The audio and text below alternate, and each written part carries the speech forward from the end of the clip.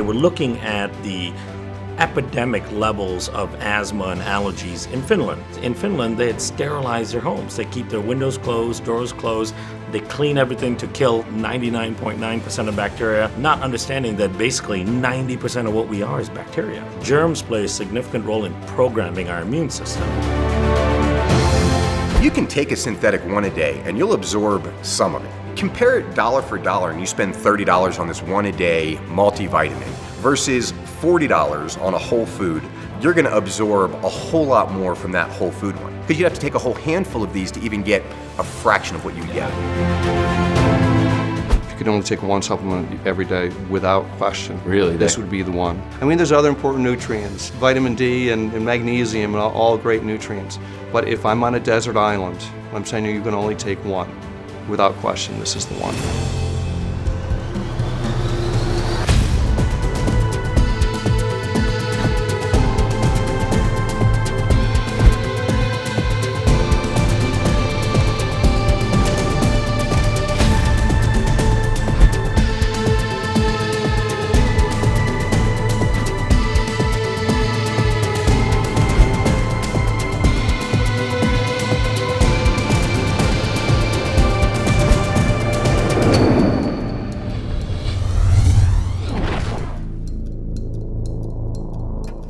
Welcome to episode 7 of our 9-episode docuseries, Supplements Revealed. 7 out of 9. We're getting down to the home stretch here. I want to remind you that the price for Supplements Revealed to own it will never be less than what it is right now during this free viewing period. As you can see by now, the scope of Supplements Revealed is extraordinary. Dozens of experts traveling all over the place to sit and draw from them this incredible life-changing wisdom. And I think you understand it's not hyperbole. If you've been watching these interviews and listening to this information, you know that it is life-changing and in some cases, life-saving. We want to share this with you. We want to share it with the world. Now is the time during our free viewing period to own it. It is something that will be of extraordinary benefit for years to come for you, for the loved ones that you care about. We are so happy to share it with you, and it supports our mission.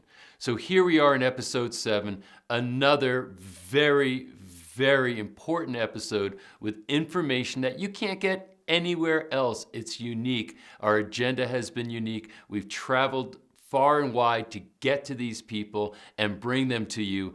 And now you can sit and take it all in. Let's dive into episode 7.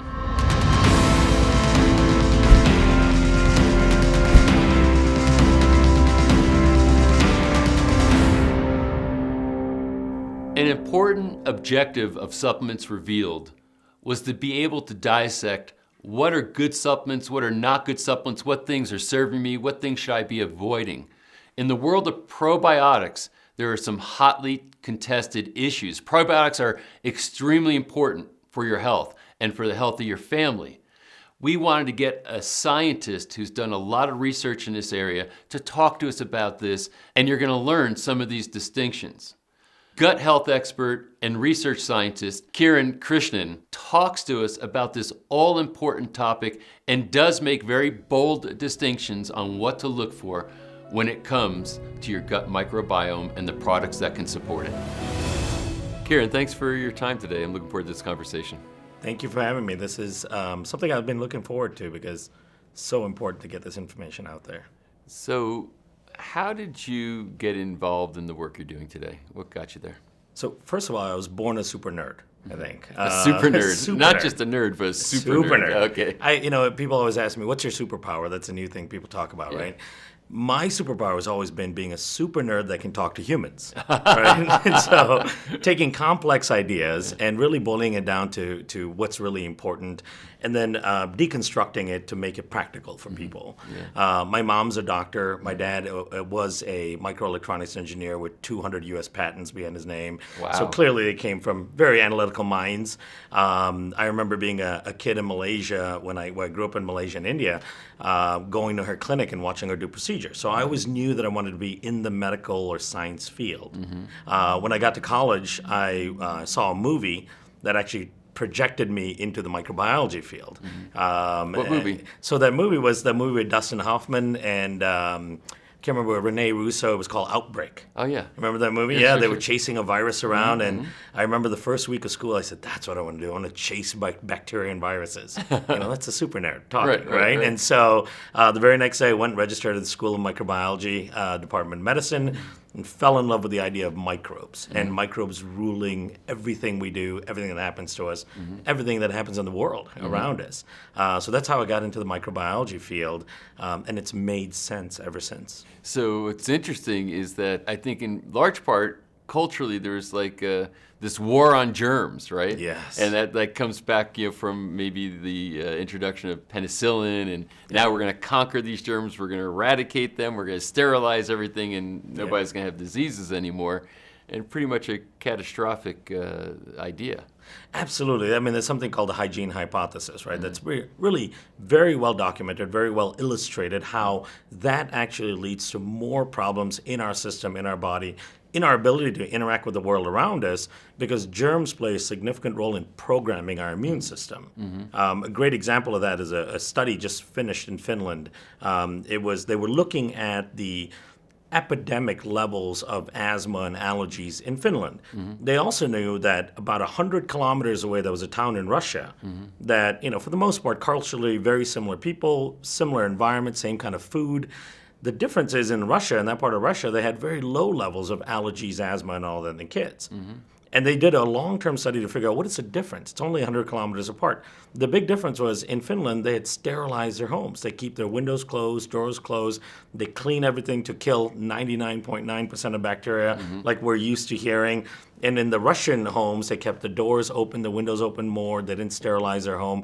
That was the fundamental difference. Their exposure to microbes actually built strength within their immune system, built a certain type of knowledge within their immune system that was lacking in the Finnish towns. And we see the same thing in modern society. We kill with the bacteria, not understanding that basically 90% of what we are is bacteria. Right? Meaning 90% of what we are is not human cells. Yeah. Absolutely. It's crazy. It's kind of an alien thought when you think about it, right? I mean, we've got 100 trillion or so bacteria cells that live in and on our system. We've got about 10 trillion cells that are human cells. And even more than that, our DNA, right? We think our DNA codes for everything. As a human, we've got about 22,000 functional genes. It might sound a lot to someone who's just walking down the street. That sounds like a lot of genes. A rice plant has 40,000 genes. An earthworm has somewhere around 38,000 genes. So we're like half as cool as a rice plant or an earthworm, right? And so then the question is, how is it that we're so sophisticated? How are we at the top of the evolutionary ladder, at the top of the food chain? Well, we've got 3.5 million bacterial genes in our system that we use to conduct our day-to-day function. Some of the estimates are more than 90% of our metabolic function comes from bacterial DNA. So this becomes kind of fascinating, like as far as our own self-identity. Yeah. Is that we have to have this sort of symbiotic relationship, and in many respects, maybe we're called the hosts. Hey, we're hosting these, but who's hosting who here? If they've got 90% and we've got 10. You kind of twist your brain a little bit. Absolutely. And, like who came first, right? We got the chicken and the egg battle here, right? Did we become a human and then we said, okay, come on, bacteria, we'll give you a ride and you help us do some things? Or did they create us? Right? And we know the bacteria were here well before humans ever were. In fact, a human cell is essentially a gathering of bacteria cells. Like the whole idea of these eukaryotic cells, these multicellular organisms, are actually made up of ancient bacteria that have all come together to form a human type of cell. So the cell-to-cell communication information was written, those rules were written millions of years before we ever existed. So we really are a collection of organisms. There's a word for it. It's called holobiome. So people can talk about it at the next cocktail party and sound really smart, right? A holobiome means a superorganism. Right. So what we really are is a walking, talking rainforest. We are a collection of miniature ecologies all over our body. And in order for the whole to be perpetuated into health and wellness, all of those miniature ecologies have to talk to one another, have to communicate, and then support one another as well. Wow. So now, how does this as the backdrop lead us to the work you're doing today? Yeah, and so, when you understand those things at a fundamental level, right, you start to understand the power of microbes to help with disease and to help with illness and help with just the things that ail us on a regular basis. And because we're so much controlled by bacteria, it stands to reason that bacteria can likely help us change and improve. And then you get into the probiotic space. And so when I first got into the probiotic space about 15 years ago, I went in it from a microbiologist standpoint. And I said, okay, what are the microbes that they're using? How are they putting products together? What are they thinking that these products are doing in the body? And does any of that make sense from a scientific standpoint? And you start to see a lot of holes in the story that we've been telling people about probiotics, right? The refrigerated stuff, hundreds of billions of CFUs. No, you need 17 strains, not 9 strains. And then here comes a product with 21 strains. Is that better? Does that function better? How do we utilize bacteria to actually enhance our health and wellness? And that's really how I jumped into that about 15 years ago. Well, the whole idea of the microbiome is probably one of the most popular topics today. It's really emerged, just in a few years. I saw it go from relative obscurity to now everybody's talking about it. Everybody's rushing to that neighborhood, so to speak. And I think in part it's a response to saying that, geez, our behaviors have been wiping out our gut microbiome, and then it leads to all these things. Not to mention, we've done docuseries on GMOs and glyphosate, the impact that might have, et cetera, and how that affects your whole body health, life expression, and so on. And then, as you're saying, so now we're seeing probiotics, everywhere with all these incredible claims, and it seems like bigger is better. We got this many billion CFUs or whatever, and in the end, I as a consumer, if looking through the lens of a pure consumer that maybe has no background in this, I'd say I'm really confused and I don't know how to sort this all out. So you just got done telling me that your specialty, your superpower, is taking complex things and making them, distilling it down to a lay level and communicating it. Can you do that with this particular issue? Yeah, absolutely, and that's really important to do because Americans are, and in the world over, people are spending billions of dollars on probiotics. As it turns out, most of that is being pooped out 12 hours later. So we're eating these, taking in this bacteria, they're dying in the stomach, and they're coming out. To give you an example of how I started my investigation of the probiotic industry, I did the simplest thing ever. I went to the store. And I started talking to people at the store, and I said, what are your best probiotics? They always pointed me to the stuff in the fridge, right? They said, those are the best. They're the highest quality probiotics. And I said, well, why are they in the fridge? And they would say, well, we have to keep them live because you need live cultures. So you got to refrigerate them so they stay alive and they don't die. And I would say, okay, so if you put them on the shelf, they'll die. And they say, yes. So when you get it home, make sure you put it in the fridge. So I said, okay, they can't survive at 70 degrees of the room temperature. It's 98.6 degrees in the body and a pH of 1. It's very acidic, right? How are they going to survive through that? And they never had an answer for me, and I'd be that annoying guy calling the 800 numbers of companies going, I'd like to speak to your scientists, How do these bacteria survive through the gastric system, right? And so it just didn't make sense to me from a scientific perspective. Like, are we really taking 100 billion bacteria, sending them in, they're going and living in there and creating some sort of change? Then my big question was, did that happen in nature? Right. Where did our ancestors get their probiotics from? So always taking a step back. I always say that even though I'm trained as a microbiologist, I'm a closeted evolutionary biologist. Closeted because those guys are real dorks. So I don't want to be associated with them. No. We won't let your secret out. Exactly. So don't tell anyone. Sure, no one will see this, so they'll never know. But I always go back to the simple thing: how did our ancestors get their probiotics? Then you start to learn that, okay, when you're born, you pass through the birth canal, you get a huge inoculum from mom at that time. That's where a lot of the bacteria that are now living in your gut exist or came from. Breastfeeding provides 600 to 800 different species of bacteria in breast milk. So it's teeming with microbes. Those settle into your system early on. First 2.5 years of life, interaction with mom, dad, other family members, that kind of brings in some seeding bacteria. The rest of your life, your interaction with bacteria are in the environment. Right? So we said, okay, there's got to be bacteria within the environment that can act as a probiotic. As it turns out, the vast majority of bacteria in the environment, when you consume them, will also die through the stomach. The stomach is called a gastric barrier. It's in fact step 1 in your innate immune system. It's supposed to kill stuff. That's what it's supposed to do. But some bacteria from the environment have developed capabilities of being able to survive this really harsh environment, this gastric system, get into the intestines, and actually go in there and start orchestrating change. This is an co-evolutionary significance, right? So for millions of years, we've given these bacteria a home by inadvertently eating them because our ancestors were smart enough to eat dirt, right? They didn't sterilize their food, they didn't sterilize their homes and caves and whatnot, so they ate dirt. Bacteria came in. Some of these bacteria developed the capability of making it through this harsh gauntlet, which is designed to ward off bacteria. Then they also can get into the gut and survive in this really alien environment. When they're in there, they cause all types of functional changes. So we started saying, okay, let's look at what microbes nature gave us and start to figure out what they can do for us. Let's try not to outsmart nature, right? We're not smart enough to outsmart nature. Let's be just smart enough to understand and appreciate what nature has and then see if we can figure out what it's doing in the system. So that's the approach we took to finding the right probiotic bacteria. So what did you discover? Now, did you ever get any satisfaction when you're doing your own market research? Did you ever find some probiotics that said, oh, this one has a story that makes sense and would probably be a benefit? And what percentage of the products on the market were useful versus not useful? Yeah, that's a really important question. So when we started doing our research on the types of probiotic bacteria that are available in the marketplace, the first thing we did is we actually bought the top 40 probiotic brands we could find at stores and online. And we did a basic study to see how many of them actually could survive through the gastric system. Because if it's going to die in the stomach, it's not really going to make it to the intestines in a functional manner and actually conduct any changes.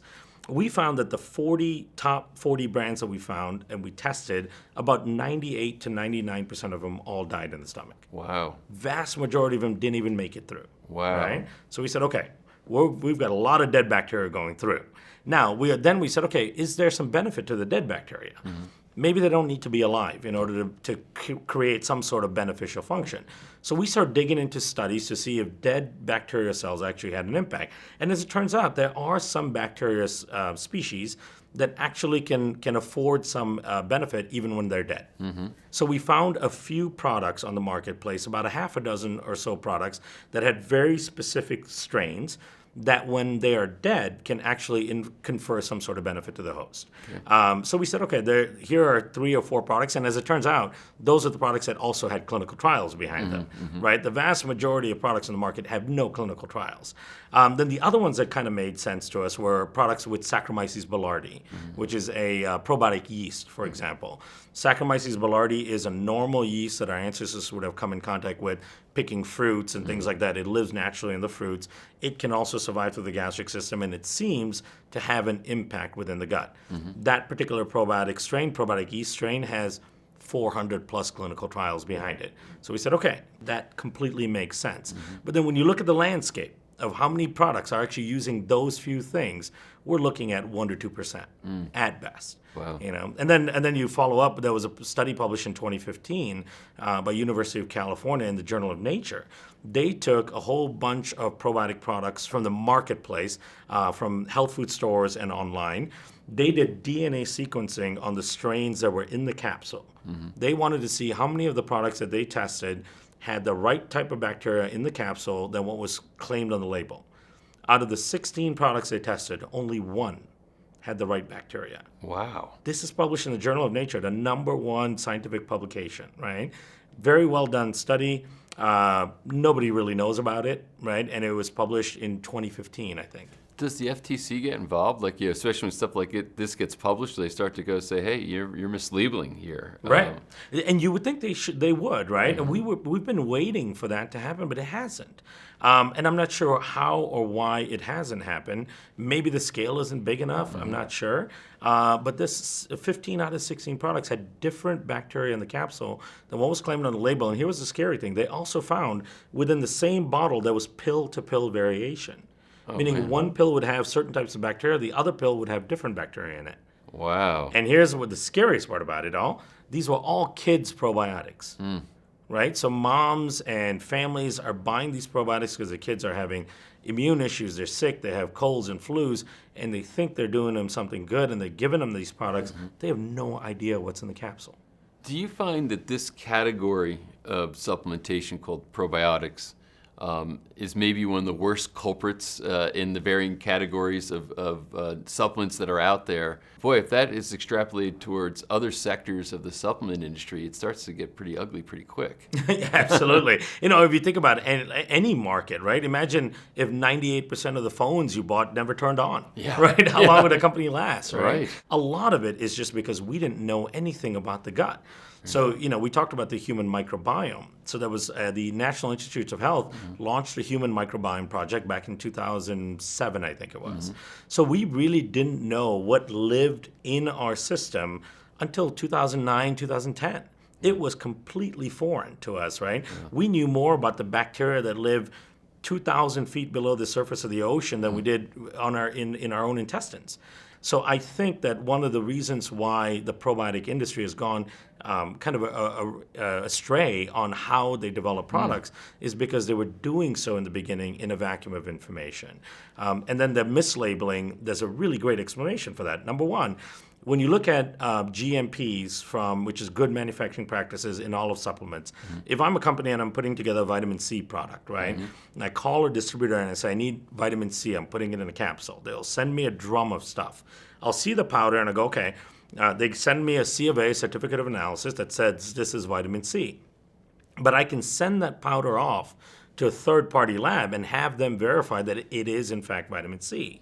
And in fact, most companies do that kind of verification. Now, if I get a drum of powder and it says Lactobacillus acidophilus, and I look at the powder and I go, well, how do I know it's Lactobacillus acidophilus? Until very, very recently, there were no labs that you could send that off to do full DNA sequencing to even know that it's Lactobacillus acidophilus. So we didn't even have the means of testing these things. So you'd get the product from the supplier, you go, well, it must be acidophilus, and you throw it in a capsule, right? So that's where all of the dysfunction came from. So one of the things I've been pushing in the industry is products have to be DNA verified. If they're not DNA verified, you really have no idea what's in it. And so far there's maybe 3 or 4 products that are. So it is available to testing now, but still a lot of manufacturers, maybe they want to turn a blind eye because they're afraid of what they'll find. Right, that's part of the problem, right? Yeah. It's also expensive. It's not a cheap test. You can do a vitamin C analysis for $50, $80. To do a full whole genome sequencing analysis, it's going to cost $800-900. Wow. Also, it's not required at the moment, per FDA standards and so on. So really, it's the companies that are going to say, we want to be at the top of the integrity ladder, so we're going to start doing it. And there are companies that have said that, which is great. So eventually, hopefully, it'll become the norm. So the company you work in is what? It's called Microbiome Labs. Microbiome Labs. And do you create a product, a commercial product? We do. So we started creating products only about 5 years ago. Prior to that, I was only working behind the scenes. I was doing clinical research for companies, helping them with product development. I sat in a lot of meetings and kind of try to fight the science into products, fighting against marketing and all That's that. an interesting way to put it. Fight the science in. It's like, right? Should that be a fight? I mean, shouldn't it be welcome? That's the crazy part about it, right? People are going, but we have amazing marketing. Well, that's not enough, And I'm either acting as a consultant or to some degree, or a scientific advisor to some degree, and they go, we've got a probiotic we're going to launch. It's going to have 17 strains and 20 billion CFUs, or colony-forming units. That's the way we talk about strength of probiotics, right? And I'll go, why 17 strains and 20 billion CFUs? What's the scientific rationale behind that? And it's like, well, the closest competitor has 15 strains and 15 billion CFUs. So we need to be a little bit more than that. And that's how products get developed. Wow. Right? And so we finally said, okay, probiotics are too important for our health. They have to be done right. And if you do them right, it's going to be amazing, the clinical benefits we see around it. But we have to do studies to verify. We can't make assumptions on it, right? So we started doing studies on probiotics. We started using environmental bacteria, particularly the spore-forming bacteria, because they have this unique way of surviving through the gastric system. So we said, okay, if nature gave them the capability of surviving through this really harsh gauntlet, it means they're probably designed and supposed to be doing that, right? So let's see why nature intended them to do that. So that's the simplistic view we took. We said, okay, they know they are designed to do that. Let's see what they do in the system. So we started doing clinical trials. Now, we also believe in large part that people should be getting their supplements from professionals who can vet the products to some degree, right? So we started selling purely to doctors and health practitioners. We also have a complex story to make people understand the microbiome. And it's hard to do that with 15 seconds to a consumer, right? So we wanted to start working with practitioners. So we go to all of these kind of shows. We do lectures. As a company, we go to 161 conferences a year. Wow. I myself go to about 48 conferences. I lecture at about 41 of them. Wow. You know, so it's a lot of time on the road, but that kind of education and information is so important to be able to actually help people with this stuff. Well, you know, it's interesting. There's a philosopher said that in order for nature to be commanded, it must be obeyed. Right. Yeah. And what you're looking at, an approach which makes sense, is, okay, so if microbes built certain characteristics over time, it must be a sort of meant to be. It's like a fit for what we're trying to accomplish here. And as you said, you know, microbiome health now is really at the forefront. I mean, it's really, really critical, and it's startling that the solutions are so off base, you know, that so many people are wasting time and dashing hopes because, you know, it's not working. I know a lot of people, for example, you know, they're cycling and say, hey, you know, I had to give my kid antibiotics, so I'm going to alternate with probiotics, and with the best of intentions thinking they're going to help their kid, Right. and really it's not having the effect. So that's a very discouraging picture, but also good to know that there's some ways that this can be done properly. So have you done any kind of clinical trials or measured outcomes where you can say that you found ways to be able to introduce microbes or probiotics into human beings, and that their body will take it and utilize it and actually balance and repopulate the microbiome? Yeah, absolutely. So we published a study last year in the World Journal of Gastrointestinal Pathophysiology, so a big gastroenterology journal. It was the first of its kind paper because when we published it, the journal published it as what they call a frontier paper, meaning it was one of the first times they've seen that kind of data. We've all been hearing about this thing of leaky gut, right? Mainstream medicine has been saying there's no such thing as leaky gut, but they have about 6 other words for it. You just can't use the word leaky gut. They call it, intestinal entropy, intestinal permeability, barrier dysfunction, HIV enteropathy, all of these different terms.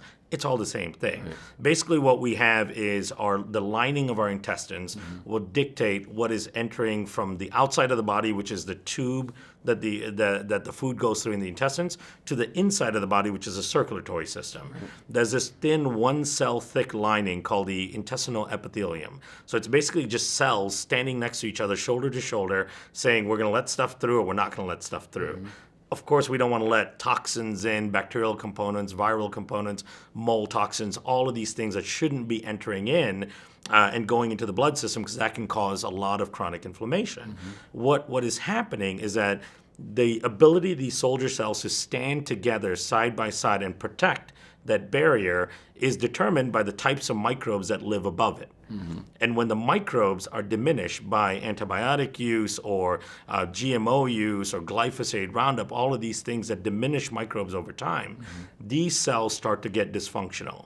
The space in between them are called tight junctions. Those tight junctions break apart, and then all kinds of stuff starts flooding through. So imagine on a regular basis, that important layer of protection no longer exists. So every time you eat food, drink anything, swallow anything, the things that shouldn't be entering your blood system are allowed to enter non-specifically. And that will set off an immune response. It sets off a crazy immune cascade, right? In fact, the American Diabetic Association, the NIH, the American Heart Association, all of these big research institutes are doing studies on this. They call it metabolic endotoxemia or postprandial endotoxemia, because when you eat food, what's happening is that process of digestion is a really kind of violent, disturbing process in the gut, right? That releases a lot of bacterial toxins, mold toxins, viral components. If that barrier is not intact, all that stuff leaks through, and you can measure 3 to 5 hours after a meal a 6-fold increase in toxicity in the blood. Wow. So what we did is we took 100 healthy young college students, screened them for this leaky gut type of response to a meal. So they came in a fasted state. We got their blood levels, the baseline blood levels of bacterial toxins, viral toxins, inflammatory compounds, and so on. then we gave them a fast food meal. So you imagine we got a lot of college students coming in for this, Sure. right? We're like, we'll give you $20, you get to eat a fast food meal in the morning. That's all you do. And then 3 to 5 hours after the meal, we measured their serum again for bacterial toxins, viral toxins, inflammatory markers. If we saw a 6-fold increase in bacterial toxins after the meal, we knew that they had severe leakiness in their gut, and we entered them into the study. You'll be surprised to know that about 55% of healthy young college students who have no chronic illness, no obesity, no diabetes or anything, have this severe toxigenic response to food. Which incidentally means that they really aren't healthy. They're not healthy, They're right? apparently healthy because Right. they don't have outward symptoms, maybe, but they're very sick if they're leaking. Very their gut. sick. The disease process has started in the body, right? And in fact, the university that we did this study with had previously done a study and showed that when you have this kind of 6-fold increase in toxicity after a meal, it actually takes your body almost 2 weeks to recover from one meal. Wow. So we get this spike in inflammation toxicity. It starts to come down just in time for us to eat the next meal. Spikes up again, starts to come down, and this cycle And it was continues. 55%. 55%. Over half. Right? And so what's crazy about it is that same 55% are the people when they're in their late 20s, early 30s and beyond start developing autoimmune disease, obesity, diabetes, anxiety, depression, because there are literally thousands of studies now that show that same type of inflammation that's caused by the leakiness in their gut, that inflammation is the etiology or the main cause of many of the chronic illnesses that we're dealing with. Wow. And it all could have started when they were 14 years old and they got strep throat and they took a single course of antibiotics, right? That course of antibiotics diminished their microbiome that is supposed to protect this epithelial lining. Because the microbiome is messed up now, this epithelial lining starts to fall apart. Their gut becomes leaky. Because they're young, they can kind of bounce back from the toxicity. But as you get older, that toxicity takes a bigger toll on your system. Wow. So now you got 55% of these subjects that have this problem. Yeah. What did you do with them? So they were randomizing to 2 groups. One group gets placebo, the other group gets the probiotic. Neither the subjects nor the people doing the investigation know what's what, right? And so at the end of that 30 days, what we saw is an average 60% reduction in the amount of leaky gut and toxicity in the treatment group. Wow. Right, 60%. All of the inflammatory markers that go up because of this leakiness in the gut also came down quite significantly. What was scary about it in the placebo group, the group that did not get the treatment, not only did we not see a reduction, we saw a 32% increase in toxicity after 30 days. It got worse in 30 days? Got That worse. much? That Wow. much, right? Now, we don't know if that'll keep going up or does that ebb and flow to some degree. So right now we're doing a 90-day version of that study. But that difference between the placebo group and then the treatment group was so significant that the journal that we submitted the abstract to said, you know what, would forego the fees to running this through peer review. If it makes it through peer review, which is a bunch of experts in the field will have to review it to make sure it makes sense, then if you let us publish in this journal, we'll waive all of those fees because they had previously published on the significance of this leakiness in the gut, and they've never published a solution before. So this is them looking at a solution, right? So that's impactful. And all it was bacteria from the dirt. We were just smart enough to say, let's respect what nature has already created. Clearly, this bacteria has a really special function. Let's figure out what that function is. And I was just about to say, how'd you crack the code? And it's kind of interesting saying, hey, it's in the dirt. Yeah. Is it really that simple? You just identified the ones that had certain characteristics and found a way to encapsulate them? And Exactly, yeah. So actually, we set out about 6 points that we said, okay, if the bacteria in the environment meet these criteria, that means they're intended to be able to survive through this gastric system, act as a probiotic in the gut, and likely at some point leave. Most bacteria in the environment will be transient to some degree, right? So some of those features are they have to naturally survive through the gastric system. Because when we started talking about this stuff in the industry, people will say, well, yes, maybe that bacteria doesn't survive, but we wrap it in seaweed or we put a special capsule on it or something crazy like that. And again, that's us trying to outsmart nature, right? That bacteria is not intended to do that, but I'm going to put some engineering to it and make it happen, right? We're not respecting what nature is already creating. So we said, okay, it has to naturally survive. Once it gets into the gut, it can't just pass through. It has to have the capability of actually expressing proteins that allows it to bind to the intestinal lining. If it can't hang on to the intestinal lining, it's going to get fluffed through with water and food and so on. Then the other part is it has to be able to compete with the 100 trillion other bacteria in there, right? So imagine our intestines have the surface area of a professional tennis court. Every square millimeter of that is already covered by a bacteria. There's no real estate in there. So they have to be able to go in there, be tough enough to bump some guys out, and hang out there. So they have to have that capability. So those are some of the things that we looked at. We also said, is there historical significance where we can find that these microbes are the same microbes our ancestors actually came in contact with? That was a tough one for us because we go, how can we figure out if these have the same bacteria that our ancestors consumed? Right. Well, as it turns out, there are nerdy microbiologists doing all kinds of crazy stuff, and there are all of these glacial ice core studies, right? So you're familiar with these glacial ice core studies where they pull out really long pieces of glacial ice, and they can look at the different layers of the ice to figure out what the environment was like in different times throughout the evolution of the Earth. So what they've shown is 3, 4, 5 million years ago in glacial ice that they pulled out, these very same microbes were at really high abundance. Not only were they in high abundance, they were still alive. They Wow. could pull these microbes out of 2, 3 million year old glacial ice, still plate them and grow them. It's just mind-boggling when we It think is about it, mind-boggling, right? yeah. And these are the same types of spores that we identified and said, these are likely nature's probiotic. If we can just figure out what they do, we can utilize them to help people. Right. And here's the beauty of it is, when we were thinking about why would these microbes play such a critical role in this protective capability, right? Well, it's because our ancestors, for the most part, evolved through a period where we were getting huge exposure to these types of bacteria. It's only in the last 30, 40, 50 years that we put up all of these concrete jungles and sterilize everything, Right. and we no longer get exposure to them. In our very limited number of genes, our 22,000 genes, remember that's about half of a rice plant, right? We do not have a gene in our system to say, fix these cells. We can't do that ourselves. It's the microbes that are sitting there that we count on to do that for us, right? So once we damage it, if we don't bring these microbes back in, we're done. Wow. That damage lasts forever. So have you been able to take what you learned through this research and commercialize it into a product that consumers can get? Yeah, absolutely. So, but typically they get it through their doctor. So it's a product called Megaspore Biotic. That's the one we do all our research with. We sell it through health professionals. It is sold in pharmacies in some places, in hospitals. It's used in a couple of different cancer hospitals. We have it in about 8 different countries in the world.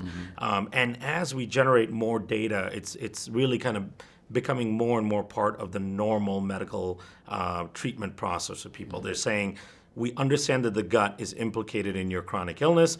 We don't really know how to fix the gut, but it seems like this product has the right type of bacteria that can go in and start to create that modulation that's important. So those are the studies we're doing now, is exactly how does it modulate the rest of the microbes in the gut. And then the other things that are so important, there's so many things we can do to help our gut that actually don't cost anything. Like what? One of the best things we can do is actually stop eating. Studies show that when you intermittent fast, it increases the diversity of your microbiome, dramatically reduces inflammation, gets rid of all of this messed up cellular debris, increases human growth hormone, does all of these amazing things, and fixes your metabolism. In fact, fasting increases insulin sensitivity. Fasting triggers your body to burn fat.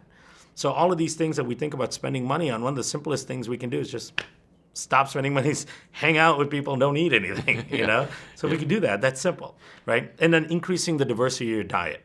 One of the biggest things you can do to improve the overall wellness and structure of your microbiome is by increasing the diversity of your diet. The more diverse foods we eat, the more diverse our microbiome is going to be and the stronger it's going to be.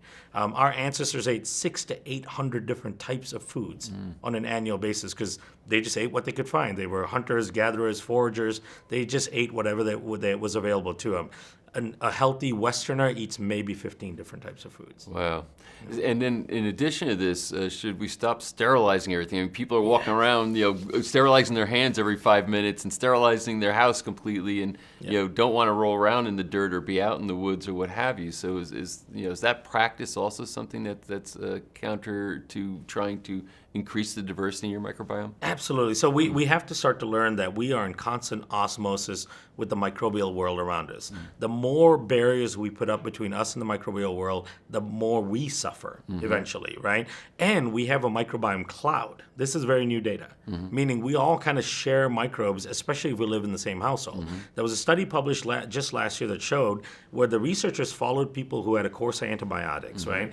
They looked at their microbiome before the course of antibiotics, then they measured their microbiome up to 6 months after the course of antibiotics, and they found that even 6 months after the course of antibiotics, their microbiome was still messed up, right? Which means that the antibiotics created enough of a disturbance where it had this long-term impact. Now, here's what was crazy about the study.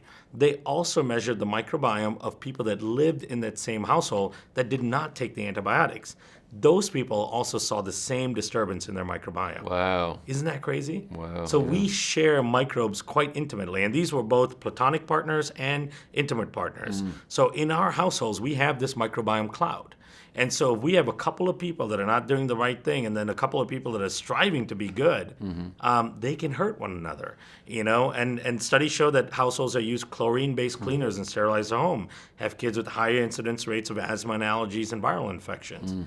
And another very simple thing, get a dog. Yeah. Studies show that households with dogs, inside and outside animals, they are so awesome. They go out, they pick up all these wonderful microbes for us and bring it back into our house. Right. We all share microbes with one another. So we have a significant impact on one another's health and wellness. And the whole over-sterilization and all that, like in my house, we don't use any of those cleaners. The way we clean our house is I have a spray bottle of water. I put a couple of drops of essential oils just for a little smell, spray the counters with water, and just wipe it down with a rag. We don't need to sterilize our households. I did an estimate for an article that I helped write in one of the big magazines, and they were asking me what % of bacteria are actually pathogenic and harmful. And I went through the literature because no one's ever really quantified this. The most conservative estimate I could come up with was that 0.01% of bacteria discovered are actually pathogenic. Wow. So 99.99% of all bacteria discovered and identified are either benign or beneficial. Right. And the best way to control that 0.1% or 0.01%, if we want to be even more conservative, is that we allow that 99.9% to flourish. I was going to say they only become a problem when you get rid of the good or benign ones that allow them to flourish. Otherwise, the fact that they're around is not really a big deal. Absolutely, and that's the common misconception, right? We all think killing 99.9% of bacteria is a good thing. We want to see that on a product. It's actually one of the worst ways to get healthy. I always, and I talk about to functional medicine doctors all the time who also will use a lot of antimicrobials and antibiotics. I say, we've never been able to generate health by killing stuff, right? We generate health by bringing balance and harmony. Just killing doesn't do it. And it doesn't happen in nature.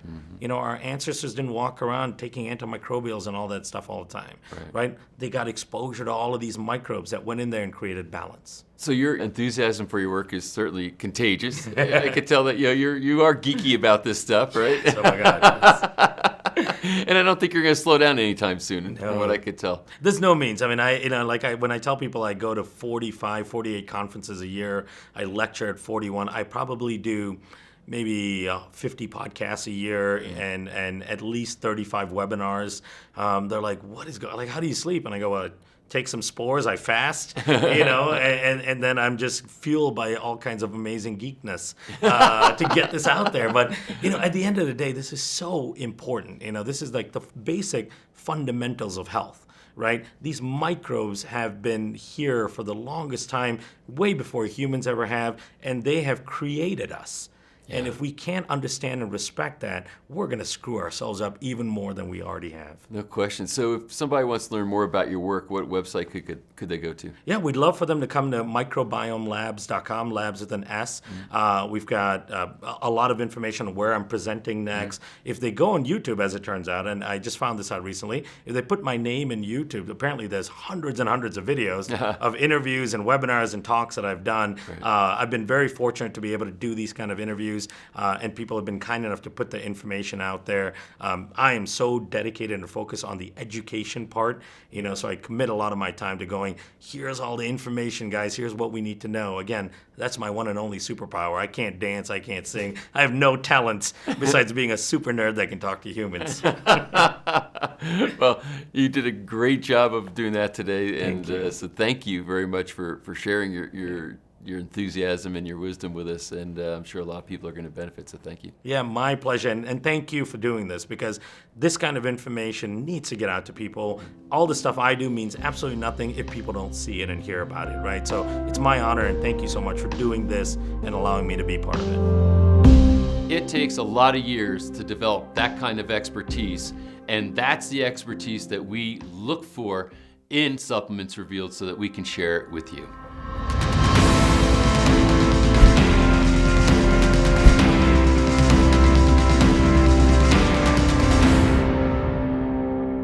Isn't it confusing when you look at all these types of supplements and what's right to buy, what's wrong to buy, what's better, what's not as good, etc.?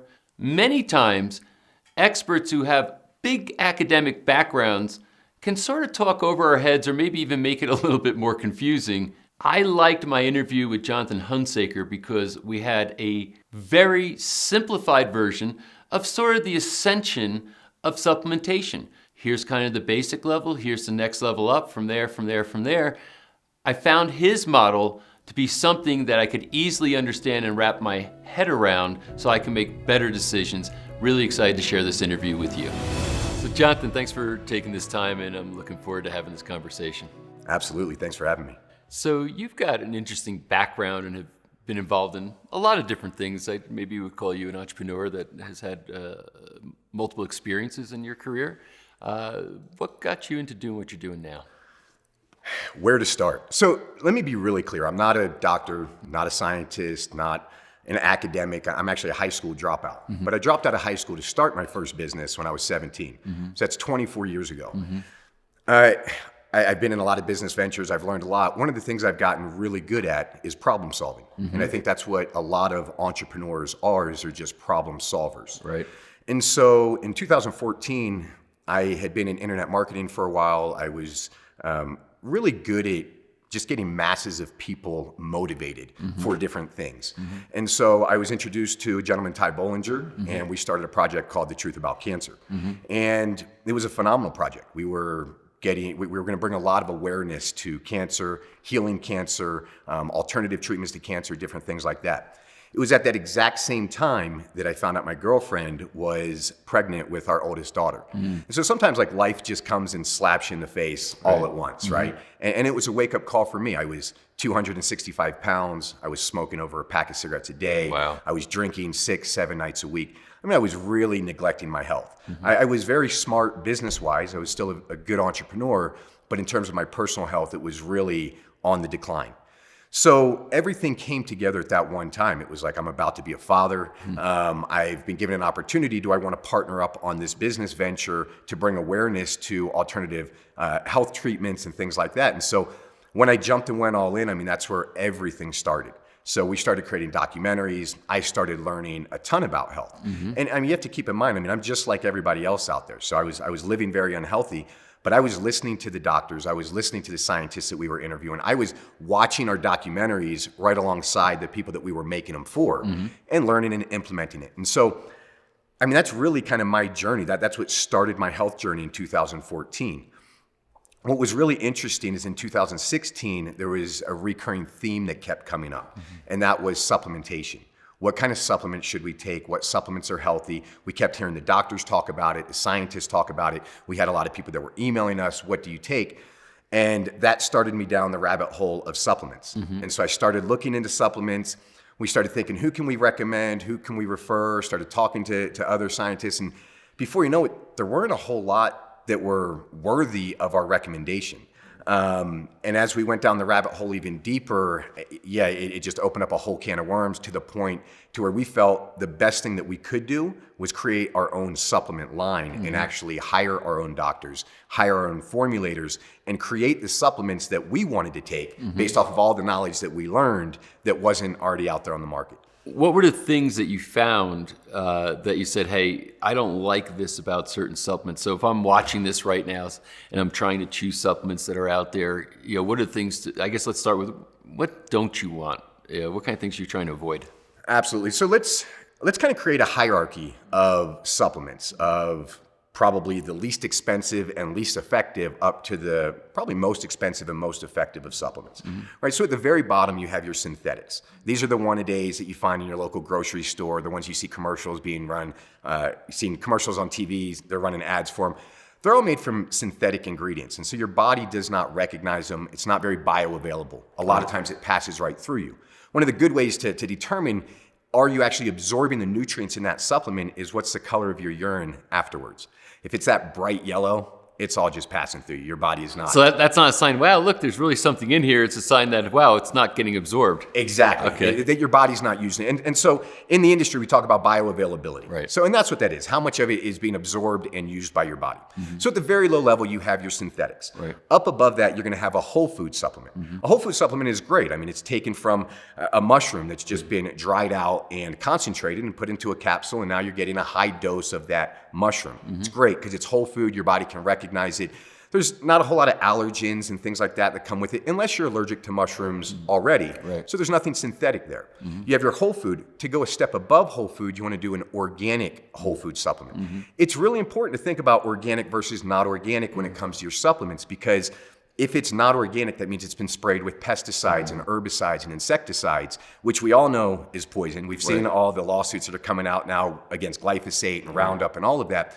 Well, when you're drying out that herb or that plant to make it into a supplement, it's not washing off this insecticide, right? Or this herbicide or this pesticide. So you're getting high doses now of these poisons with this supplement that you thought you were taking to make you healthy, right? So you have synthetic, then you have whole food, then whole food organic. Then the step up above that would be a fermented or sprouted ingredient. So when you ferment it, it already starts the breakdown process of it. The enzymes are already breaking down that food, which makes it easier for your body to digest, makes it easier for your body to absorb and use. Same thing with sprouted. If you're using a supplement that has seeds in it and you sprout it, it opens up a whole plethora of nutrients that aren't available in the seed form. So again, you want to go up to organic, sprouted, fermented is really the top of the level. Now there's other different things you can put in there like fulvic acid, humic acid, different things like that may help with the delivery. The verdict is still out on that, if that's really going to make a big difference or not. But synthetic, whole food organic, whole food organic, fermented, and sprouted is really the top level. And I have to imagine that it's more expensive as you're going up that hierarchy, right? The cost increase to get them to that level. It is, and you have to, just like your organic food when you go shopping, right? It costs a little bit more. The good news is the cost is going down, right? The more people that are aware of organic and the benefits of it, the more farmers that we have creating those ingredients organic, and then it's dropping the price. Right. In life, you get what you pay for. It's just plain and simple. And so, yes, is it $5 more for that bottle of turmeric that's organic and that's fermented? Is that worth it? Absolutely, right? Because your body's going to use that much more. But you'll have to take, let's say it's a 5% increase in price, your body's going to use 25, 30, 40% more than that cheaper version. So in the long run, it's actually cheaper because you don't have to take as much of that supplement to get the same effect. I like that you have kind of a consumer context, and it's important for to have that context because consumers get really confused around these things. I think the hierarchy's pretty easy. And I guess one of the questions I'd have is, anywhere on the hierarchy has some benefit. You're just increasing the benefit as you're moving up. Absolutely. I mean, you can take a synthetic one a day and you'll absorb some of it, right? Not a whole lot, but you'll get a little something. But if you compare it dollar for dollar and you spend $30 on this one a day multivitamin, right, that's a synthetic, versus $40 on a whole food, you're going to absorb a whole lot more from that whole food one, right? So I think that's the part that gets lost a lot of times is, oh, well, that's just really expensive, $50 for a bottle of supplements. I can't pay that, right? But if you take that $30 bottle, you're not getting anywhere near the benefit as you would from that $50 one. And it's actually cheaper per dose because you have to take a whole handful of these to even get a fraction of what you get. I was just about to say, I mean, logic would say that I'm better off buying the $40 supplement and taking it every other day I'm going to end up with more nutrients in my body than if I buy the one and take it every day. Absolutely. So that's Absolutely. kind of an interesting context too, as you're saying. It's the cost versus the benefit. So so that's an interesting point, because it's actually cheaper from the cost benefit standpoint to invest more than it is to spend the money on the stuff that has some benefit but very little. And it's interesting how you say skip a day, right? So maybe take that 1 month supply and turn it into a 2 month supply. Right. Right. Now that $40 bottle is $20 per month. That's right. Which is $10 cheaper than the synthetic. Exactly. Right. But you're going to get more benefit from the every other day. Yeah. And it gets substantially higher as you go up. I mean, if you talk about fermented and sprouted ingredients, the bioavailability makes a big difference, your body being able to use it. Right. What's the point of it having a nutritional fact of 1,500% of your daily value that you need if you're not absorbing but 2% of that? Yep. Right? I'd rather have one that says 200% and I absorb 100% of that. Right? And another very interesting point is exactly that, saying, oh, look, this is, X percent of the daily recommend. But that's not based on what you absorb. That's based on just how much is in there. And the synthetic stuff is not going to be absorbed to a point, like you're not absorbing all that and getting the full 1,500% of the RDA, for example. Exactly. And that's the challenge when you're reading labels, right? Because it's very easy. Okay, well, let me compare the two based off of the daily value that they're going to give me. Well, that synthetic is going to show 1,500 and 2,000 and 2,500 of vitamin C, right? And all of these other things. You're going to think, this is a phenomenal supplement, but your body's not using any of it. Yeah. So it's pointless. It will literally end up in the toilet, and you'll see it. So how much can we trust the labels, in your opinion? We go there and so there's one aspect saying here's the quantities of the varying supplements that are in here, but then there's also, this is represented as whole foods, this is represented as organic, this is represented as fermented. Do you think, as a general rule, a consumer can trust the labels they're reading in these realms? They can when you're reading the actual ingredients, right? So the daily value it's a little challenging because it's misleading, like we talked about with the synthetics. Right. As long as we're comparing apples to apples. So if you're holding up a whole food organic next to another whole food organic, now you can compare the daily values and see which one has more versus the other one. But then also actually reading the ingredients. Does it say that it's organic? Does it say that it's fermented? Right. And that's where you're going to start seeing a big difference. When we were creating one of our most popular supplements, it's a turmeric supplement. When we were looking at different manufacturers, we had some that said, hey, we can make this for you for $2 a bottle if you don't ferment it, if you don't use organic, if you don't use ginger, if you don't add all of these things in here, we can make it for $2 a bottle. But then we would be like every other product on Amazon, selling for $30. It's kind of useless, right? Right. And so That's a part of my question is okay, I'm in a store, I'm in Whole Foods. I'm looking at different things, I'm seeing how it's labeled, and I imagine they have some sort of vetting for what they're putting on their shelves. I imagine, I can't say for sure. When I'm in Amazon, which owns Whole Foods, then it's a wild, wild west sort of like, wow, look at all this stuff. And then you try to you can read ratings and how people, what they're saying about it, how many stars they have, how many reviews they have. But now it's a little bit of the wild, wild west where I'm trying to pull up labels on my screen and read down them, etc. Can I trust that if they're saying this is an organic supplement on the label that it probably is? yes, if it specifically says organic in front of that ingredient, right? So the things you want to avoid is natural, right? So if it says natural this or that, natural means absolutely nothing. Clean, pure, these words mean absolutely They're nothing. just generic, meaningless words. Exactly. And then there needs to be a certifying body that actually certifies it organic or not. So you can look on the label and it'll say certified organic by a certain company out there. NOFA is one. There's plenty of them out there. So one, look and make sure it says organic. And then two, make sure there is a logo of the certifying body. And that means that they've looked at it, they've gone through it, they've approved that label, and it's a truly legitimate label. Yeah, and the FDA has their organic indicia also, right? You have USDA certified organic. Yeah. The challenge with USDA certified organic is it needs to be 95% or more organic. The capsule itself makes up 7% of the product. Oh. So there's no organic capsules out just yet. So we have many problems or many products that are all organic, 100% organic ingredients. We can't put the USDA certified organic on there yet because it makes up 93% of the overall product. So you'll see on our ingredients though, it will say organic every ingredient, and then it'll show that it's certified. Wow, that's interesting. I didn't realize because it's so that those are the breakpoints and capsules. There's no organic capsules. But not yet. There's some that are waiting to be approved, but this has been the conversation for a couple years now, and it's still waiting to be approved as USDA certified.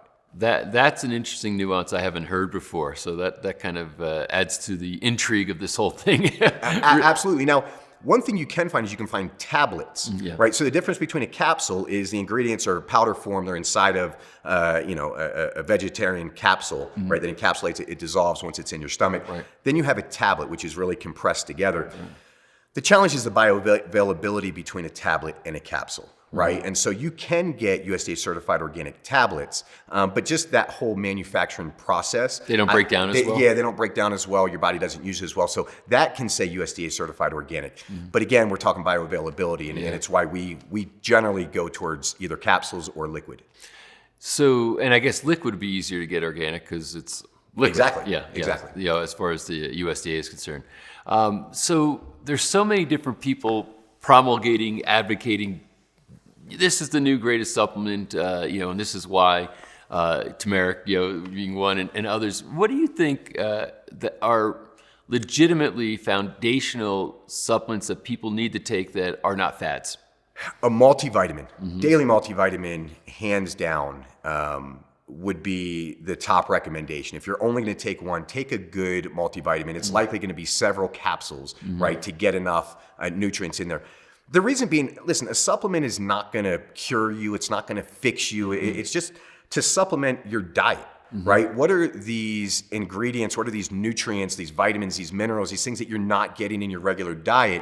Let me take it with a supplement to make sure I get it because my body needs it. Right. Well, even if you eat an organic, plant-based diet, you're still not going to get all the nutrients your body needs for the simple fact that we've over-farmed our farmland. And so the soil is not as nutrient dense. And so the vegetables and the plants that come out of it are not as nutrient dense. So even if you're organic and you have this great diet, still a multivitamin to me is hands down the number one thing to take, just to help get your body back in balance. The challenge with the multivitamin, the challenge with a lot of supplements is people want to feel an effect. Yeah. Like I just took 3 capsules, what am I going to feel? You may not feel anything, right? The difference, though, is take it for 3 months and then stop taking it. Yeah. And you may see how you feel now by not taking it. Sometimes it takes time. It takes time for your body to adjust to getting all of these new nutrients. Sometimes, just taking a little capsule that has some extra vitamins that you haven't been getting one time isn't going to go in there and just fix you all of a sudden. Right. But taking it for 60 days, 90 days, 180 days, to where you're actually building it up and now your body is using it on a regular basis and it's helping fix those areas that were deprived before, that's when you can start seeing a difference. But the difference may happen so gradually that you don't even know. Right. So hands down, multivitamin. A turmeric supplement, absolutely. Why turmeric? What are the properties that are important? So it's curcumin, which is the active ingredient inside of turmeric, and it's just the anti-inflammatory properties. And so inflammation comes from a lot of different things. One of the biggest things we see inflammation coming from is stress. We're all overstressed. We all work too much. We don't rest enough. Even when we watch TV, we're overstimulated and stressed, right? And so this inflammation is the root cause of a lot of different diseases. So anything that really helps with inflammation, I think, is beneficial. This is a challenge, though, too, with finding a good turmeric supplement. I advocate for a fermented turmeric because, as we talked about before, it's more bioavailable. There's a trend out right now with having a turmeric that's mixed with biopepperine or bioprine or black pepper, and it makes it 2,000% more, bioavailable. It does because it's inflaming your gut, right? And so it's causing inflammation in your gut, which makes it more easily absorbed. It gets into your bloodstream better. That's great if you need to take turmeric or curcumin for a week. But if you want to take it every single day, having that black pepper, that inflammatory in your gut, I personally don't think is the way to go. I think stick with a clean turmeric that's organic, that's fermented, and I think you're going to get a lot of benefits that way. It's kind of contradictory, isn't it? Saying, hey, you take this because it reduces inflammation, but we're going to create inflammation for you to absorb. Yeah, it's kind of weird. It is weird. And there's studies out there that back up, say, hey, you absorb this much more. And so that's where, you asked a question earlier, can I trust what's on the label? And I think sometimes you have to trust the company as well, right? So you can look at the label and it all seems wonderful. Do a quick Google search on the company, maybe, or find out more about what is it. Go to the company's website. So what are their best practices? What do they stand for? You know what I mean? What are their core values? And sometimes you just have to dig a little bit deeper. Otherwise, it is the Wild West, and you'll end up down tons of rabbit holes and not know where to stop, where to start, and it all just starts blurring together after a while.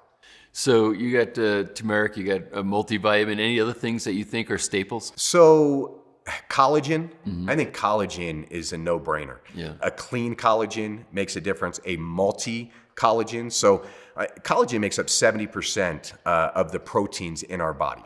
And so it's like the glue that holds it together.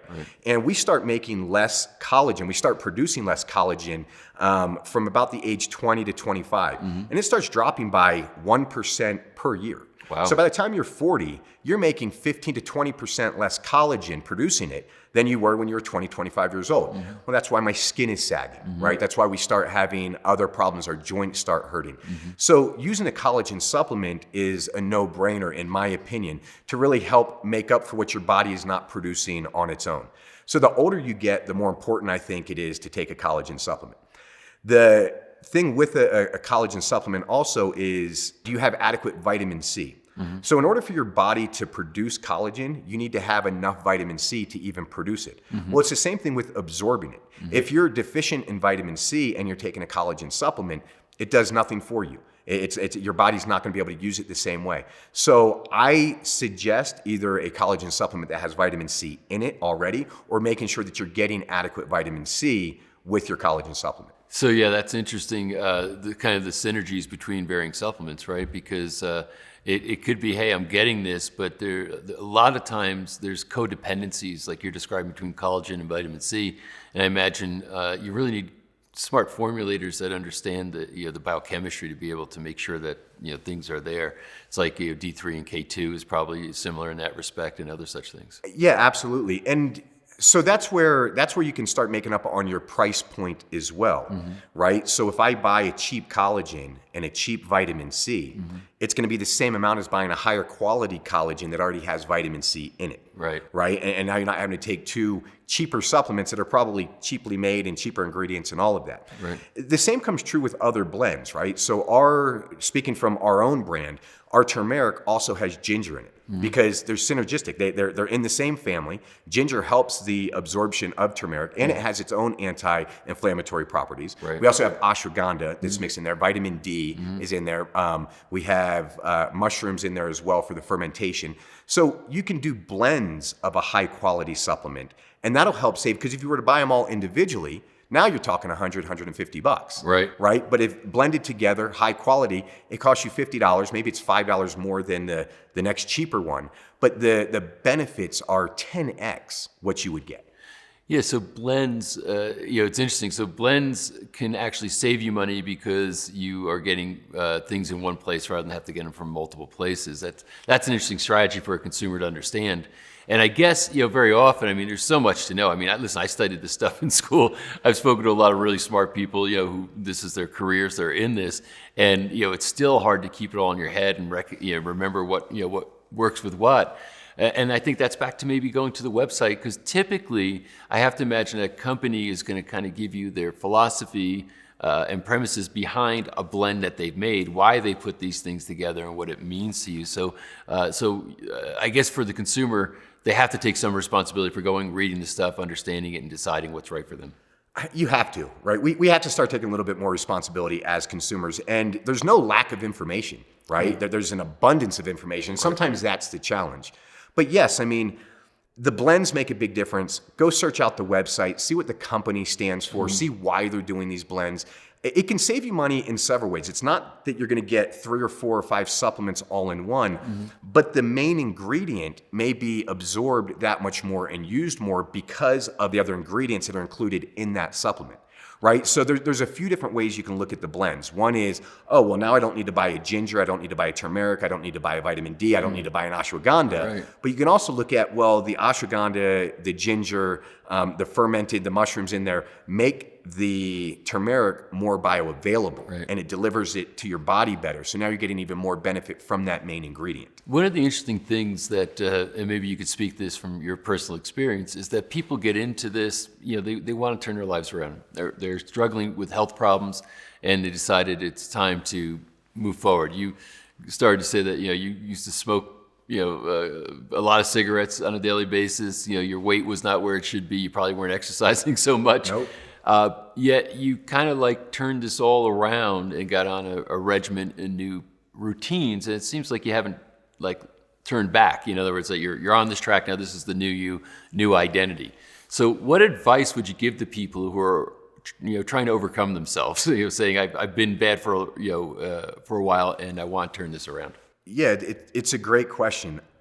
It doesn't happen overnight, right? And so it's a gradual process. So the first thing is figure out your why, right? So I had a couple whys. My why was my daughter was going to be born. I wasn't going to be a fat dad that couldn't get off the couch and play with her. Right.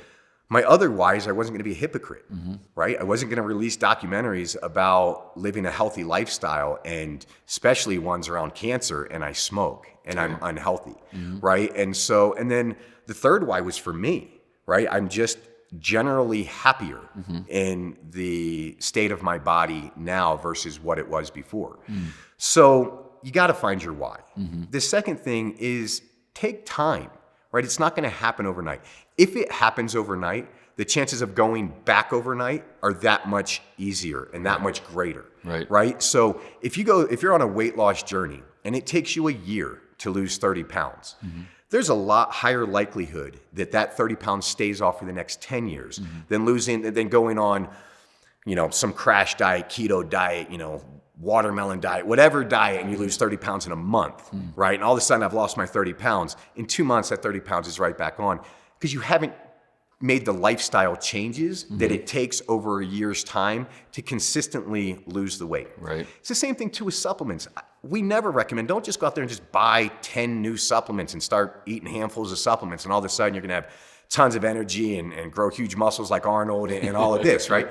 It's not gonna happen, but start slow. And there's a few reasons to start slow too, is find out what works for you and what doesn't, right? And you want something that's gonna be consistent. So how many times do we go out there and we try to tackle everything at once? I'm gonna start going to the gym, I'm gonna start running, I'm gonna eat only salads, I'm gonna take 10 supplements every day, right? I'm gonna start meditating, I'm gonna sleep 8 hours a night. A week later, we've lost all of that willpower. And has any of it stuck? Right. Likely not. It's kind of the same thing with anything, even supplements. Just start small. Start with a multivitamin. Get consistent with that. Take that for a few months to where not a day goes by that you miss your multivitamin, right? And then combine that with other healthy habits. And as you continue to get healthier and healthier, it gets easier and easier to add in some more supplements, add in more exercise, add in some better eating habits, add in better sleeping habits.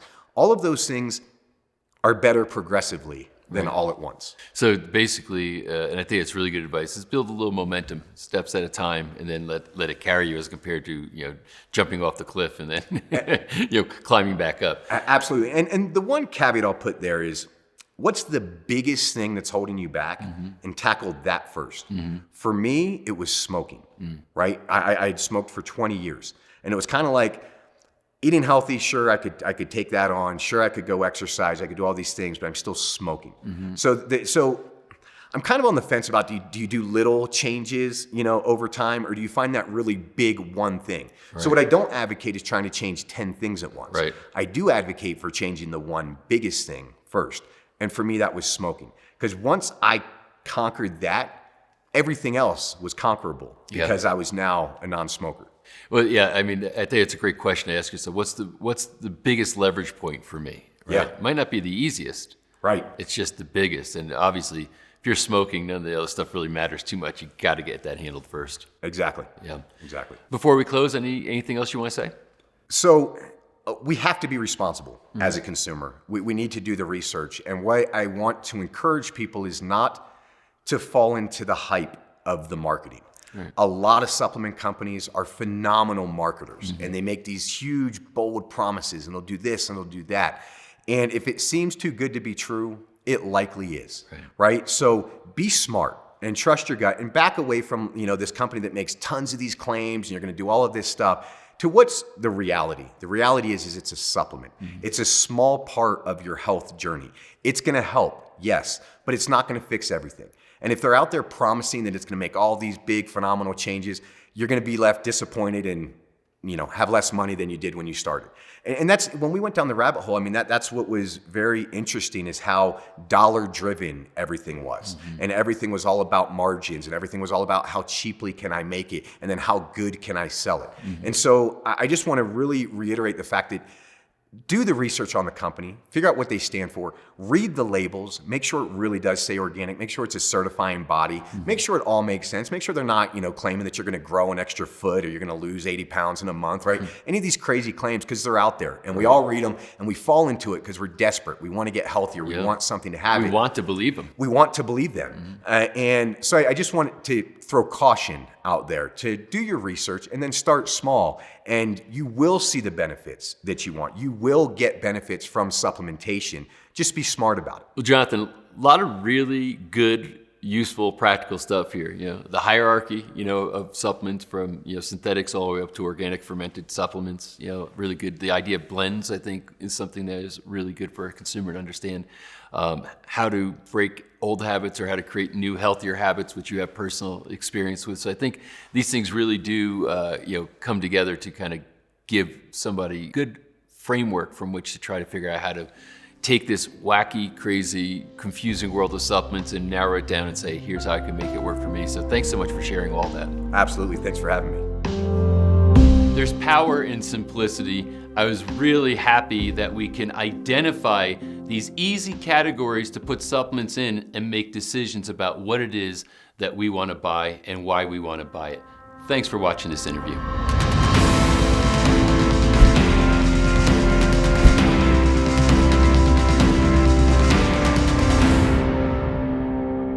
Jonathan Lizotte, my next interviewee, is a man with a mission, and he is committed to creating very high quality premium supplements and takes it seriously because he only sells them to providers, to doctors who are serving patients.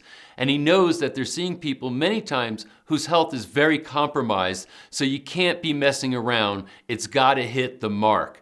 I learned a lot from this interview. It was far-reaching, covered a lot of areas, and told me a lot about how supplements can change and save lives. So have no distractions, pay close attention. This is a great experience coming up.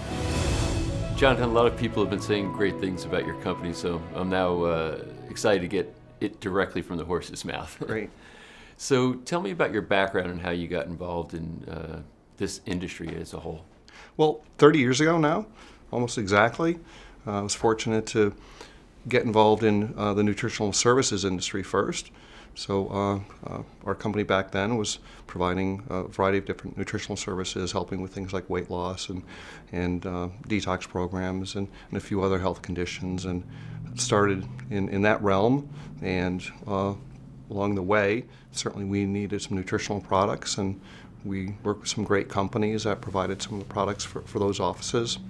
But as we grew, we had some needs that were more specialty needs, and we started working directly with contract manufacturers and raw material suppliers to provide us specific ingredients we wanted for some unique formulations. And things just grew from there. In terms of the products, they became really so much of a demand for those products that within about 6 or 7 years of our founding the company as a nutritional services company, we made the switch over to purely a products company. You, as far as your own background academically, did you go to school to learn about biochemistry, or how did you happen into getting started in the industry? No, actually, I had a business background, but 30 years ago, my wife at the time, she was a registered dietitian, and she had a passion for this industry, so that helped get it started, and from there we built a relationship with a number of other healthcare practitioners, and I thankfully was around some amazing people that I think are largely responsible for the growth of the professional space when it comes to dietary supplements, and learned a lot from them. And here it is 30 years later, and we've got Designs for Health doing the amazing things it's doing. The sector that you're really focused on is the professionals. It's different types of licensees and doctors who typically get your product for their patients. So how did you end up, or why did you end up in that particular space? I think, well, a lot of it was luck. It's just where we were at the time. It was the relationships that we had were with healthcare practitioners. But there was an affinity, I think, that developed for that because there's more education involved when you're working with healthcare practitioners. You can get deeper into the science with the healthcare practitioners, and I think it allowed us also to create some products that were more unique, more expensive, frankly, because they had to be, because we were using better ingredients. And a consumer's, the doctor's telling them they need to take a product and helping to establish what the value of that product is, it's easier for the consumer to make that purchase versus a retail version of a product where you don't have someone there providing that level of education that helps them understand the value that they're getting. How many products do you develop? How many do you have in your product line right now?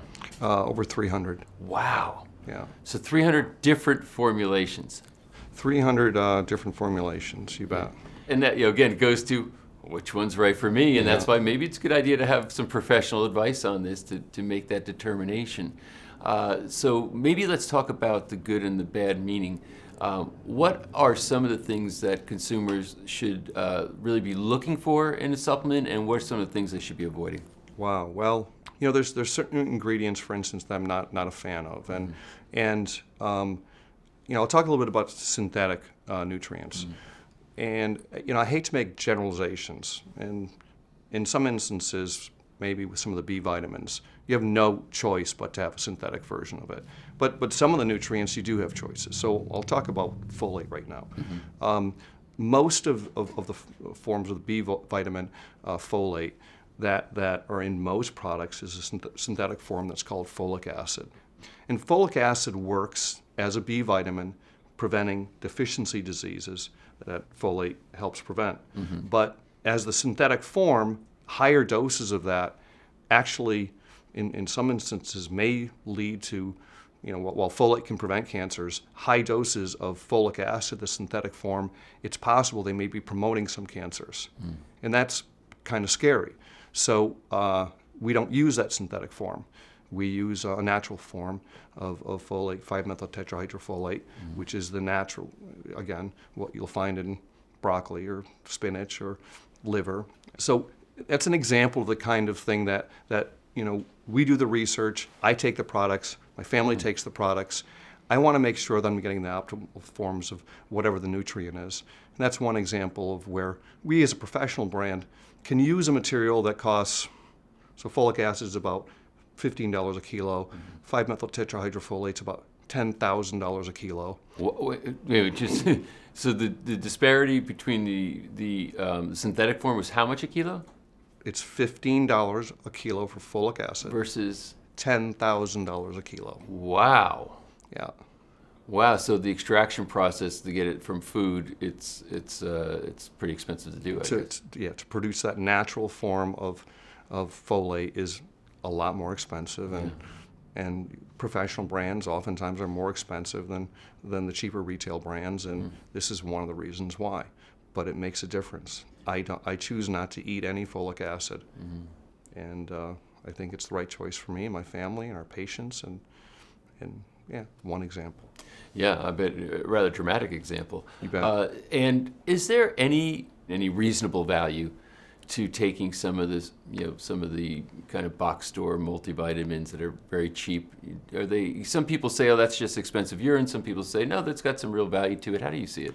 Well, a product that's advertised as a multi that you only need one a day of, for instance, there's no chance that there's just not enough room in one capsule to put therapeutic levels of nutrients that are going to have any true effect on health. It's just not possible.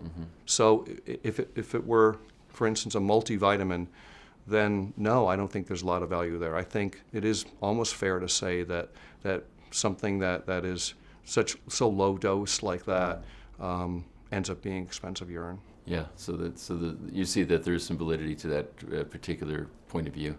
Einstein, I think, once said that things should be made as simple as possible, but not simpler. So there you go. So that's it. Those are, they're too simple. Yes. We wish it could be that easy, but it's just not that easy. Yeah. What are you most excited about now that you're working on? The nutrient right now that I just blows me away in terms of the latest research is a form of vitamin E.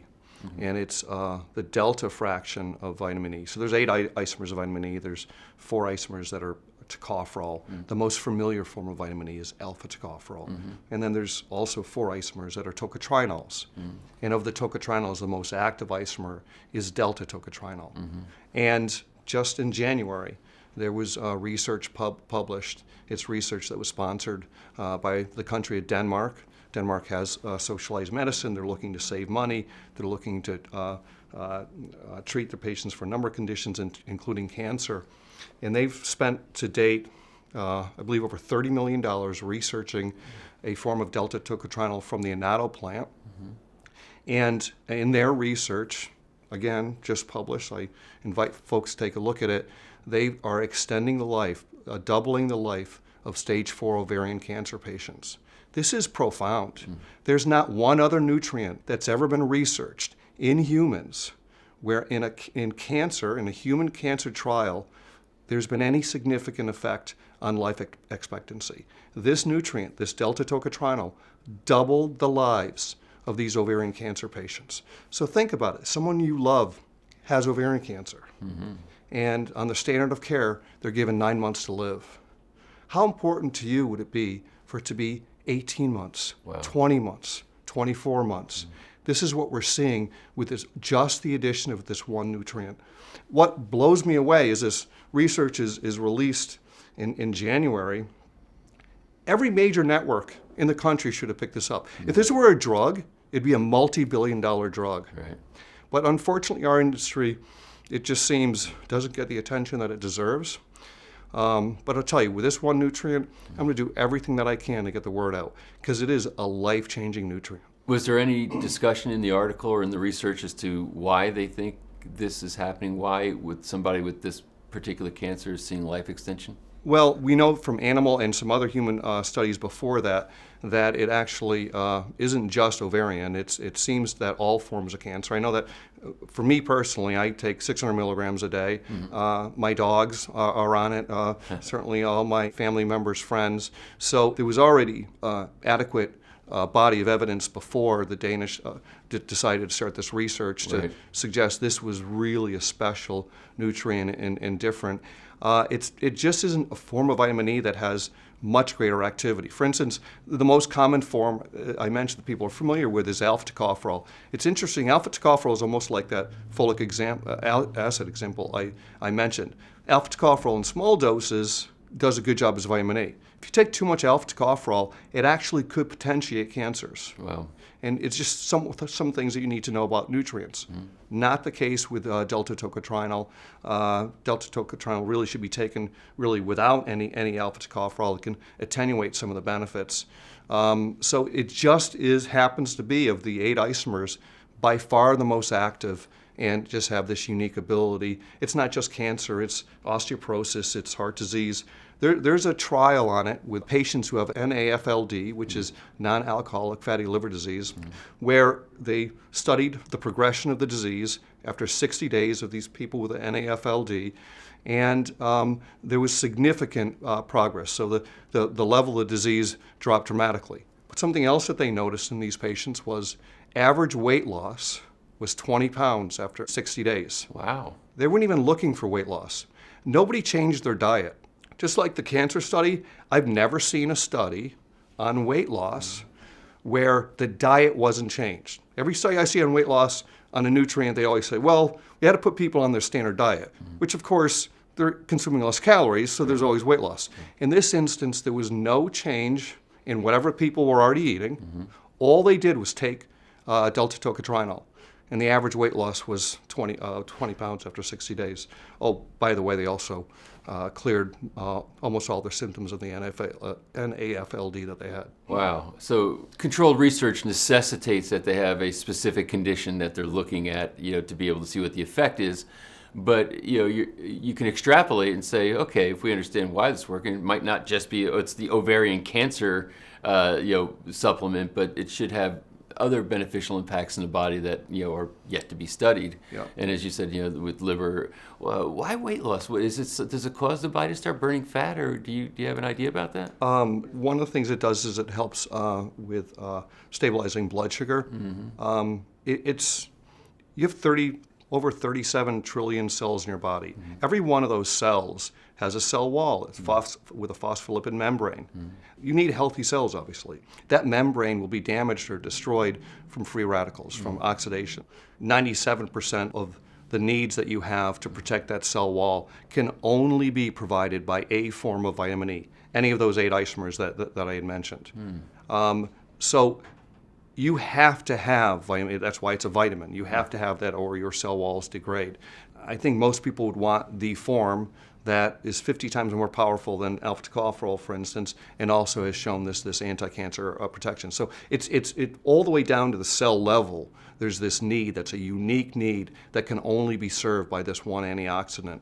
And I think from there, these other health conditions from again, NAFLD, osteoporosis, cancer, it's almost hard to believe what this one nutrient does. And I don't know, I'm just blessed to be in this industry and be part of some of these discoveries and being able to share these with others. So if somebody said you could only take one supplement every day, would this be the one?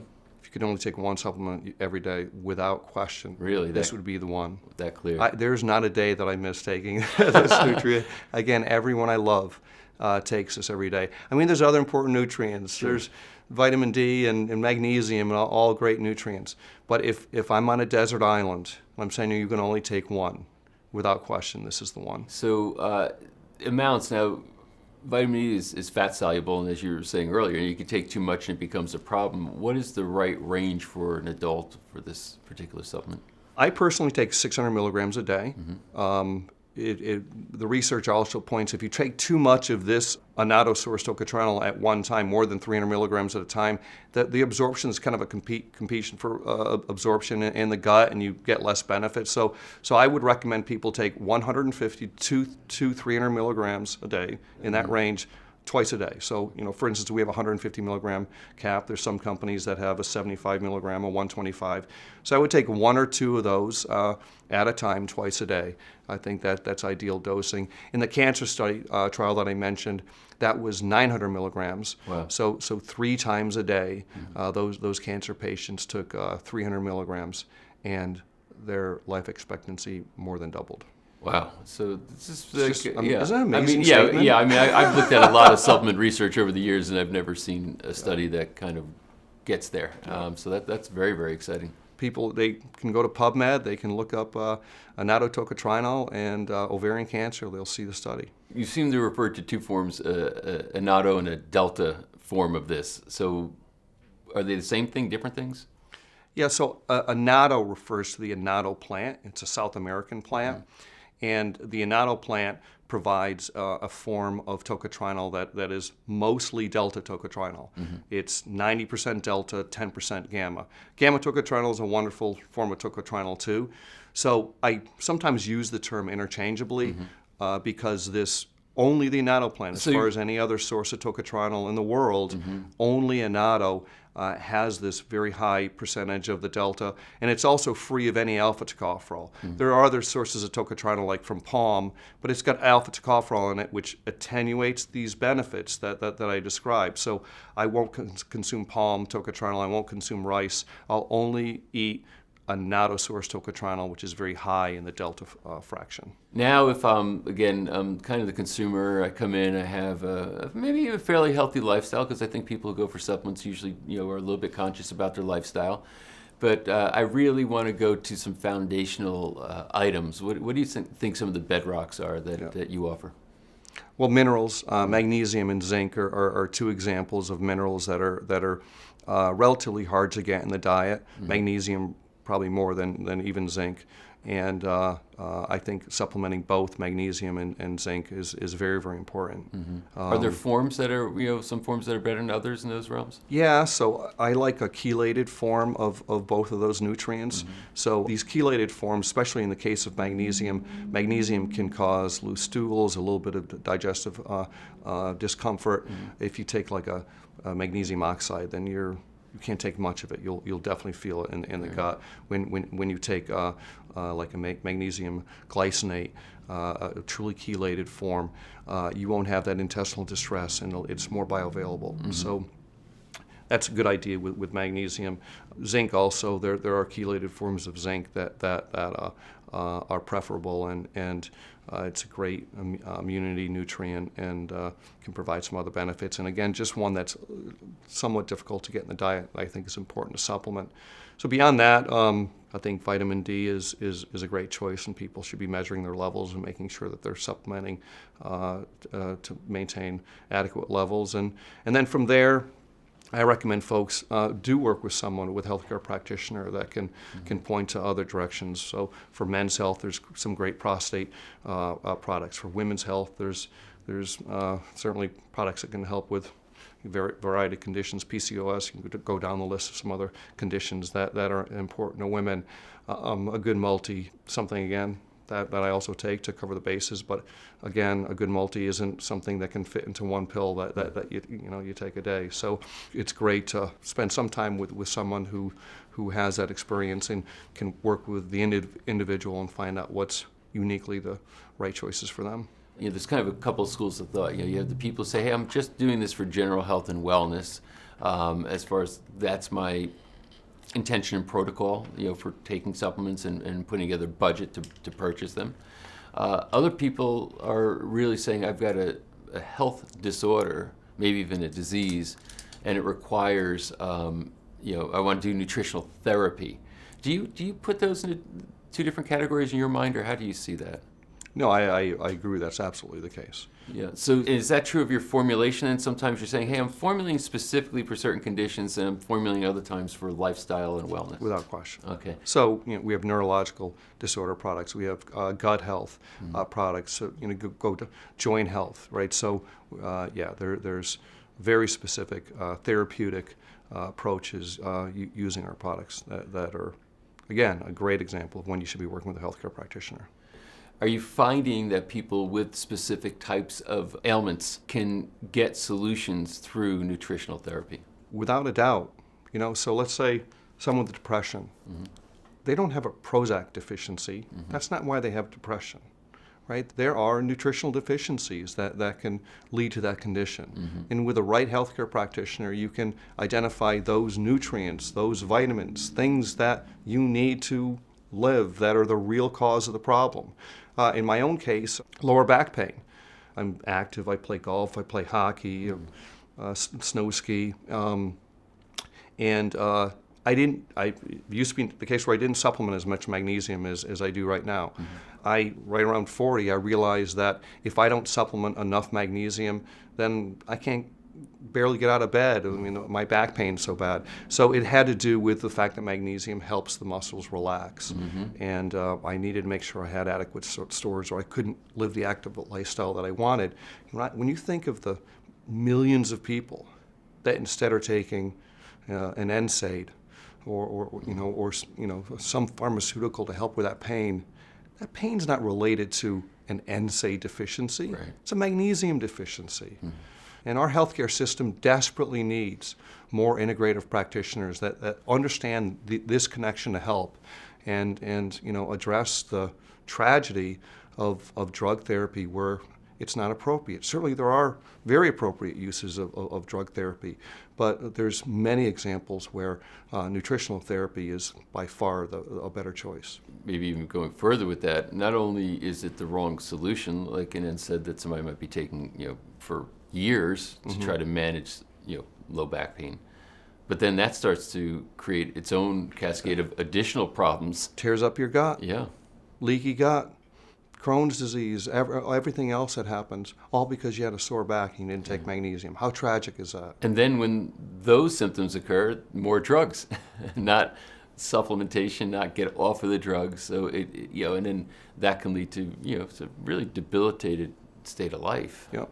So interesting. And so really, and I guess you see it this way, and I'm in full agreement with you, but I think the world needs to see more, is that there's a lot of solution in supplementation that can solve not only maybe specific symptoms, but there's these layers of things going on that it can keep drilling down into to get you back to kind of a core level of health. You bet. Yeah, so very, very interesting. So, you already told me what you're most excited about right now, current. What do you see into the future? I see more and more of an acceptance of integrated and functional medicine. I'm thrilled. I see it every day, every year as I go to events. I'm amazed when I see all the healthier food choices, and finally a realization that, we're eating too much sugar, or too many grains, or some of these other health choices or eating choices that people made, and they didn't realize the net effect on their health. So I'm very bullish on the future. The science is, we've learned so much, right? Science is evolving, and I knew of annatto-tocotrienol 20 years ago, but the science wasn't there yet, so we didn't really carry it into our line. But now that the science has emerged, and it's so exciting, and now it's a big part of our line of recommendations, and who knows what's around the corner. It's exciting, and just going to feel confident that it's going to continue, I'm sure. Not that long ago, fish oil became a craze. I mean, suddenly everybody had to have fish oil. Everybody had to get fish oil. You get your kids to take fish oil, and then of course there was all the stuff about purity and worrying about contaminants, etc. But I think the fish oil industry has gotten pretty good. But there seems to be maybe a lack of discipline around maybe how it's being done or how people are utilizing it. So what's your view on fish oil, and how do you see people should consume it? Sure. Well, fish oil is certainly one of the nutrients that I take every day. Have taken it for many, many years, and there are some choices. I know that there's Alaskan pollock source fish oil, which is the Alaskan fisheries are maybe the best in the world when it comes to making sure that those fisheries are sustainable. So that's one choice that I make. Another choice that I make when I take fish oils, I like GLA. So GLA is a plant-based fat that is also essential fat that works synergistically with the EPA and DHA to make sure that you get true benefit. And then one more plug for annatto-tocotrienol. Fish oils are very reactive and are prone to oxidation, and it's another reason to take annatto-tocotrienol, because it helps prevent the oxidation. Even when you consume it internally, can become an issue, and when you have adequate forms of the right form of vitamin E, it prevents that oxidation from happening internally. It's not just saying get fish oil, but it's having the right balance of, or ratios, I guess you'd say, between these varying essential fats. Essential fats that are contained within there. You bet, yeah. Yeah, so as far as you're concerned, you're still taking it every day, so it's still a good thing to do. It is. Somehow I didn't include it in that earlier list that you asked me of things that you need to take every day, but without question, fish oil is definitely on that list.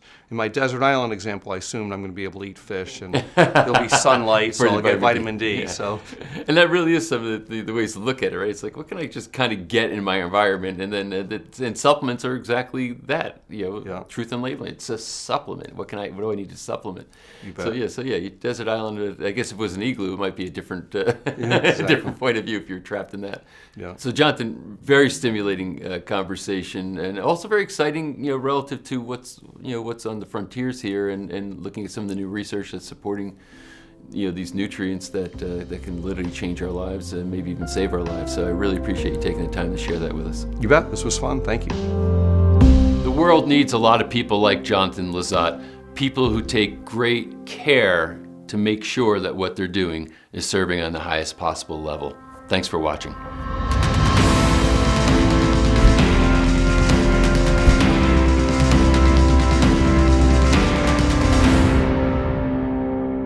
This concludes episode 7 of 9. So we are really getting down the home stretch now. Personally, this has been a great honor to be on this journey with you. It's very meaningful. This information is something that's near and dear to my heart, something that I've wanted to share with the world, and quite frankly, on a selfish level, something I wanted to learn for myself. I know that I'll be revisiting these episodes over and over again. There's so much to glean from them that can make a difference in my life. And that's why I think you should own Supplements Revealed also. It will never be less expensive than it is right now during this free viewing period. We have different packages. Pick the one that's right for you. And I invite you to look at the bonuses, because those bonuses are not a part of this free viewing period and they can have massive impact on your life. So again, that concludes episode 7. We'll see you in episode 8.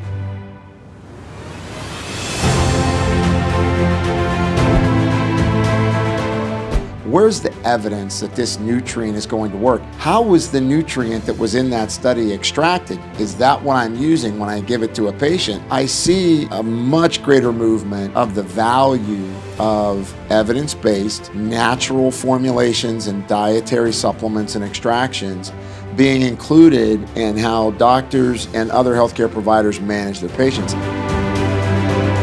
It took me about 5 years to get well where the lights permanently stayed on. It's like I can think, I can talk to people again. You know, I went from 220 down to 160 pounds. I was lean, I was able to get married. All my dreams came back. It was my moral obligation to continue that journey and to now provide solutions to the world.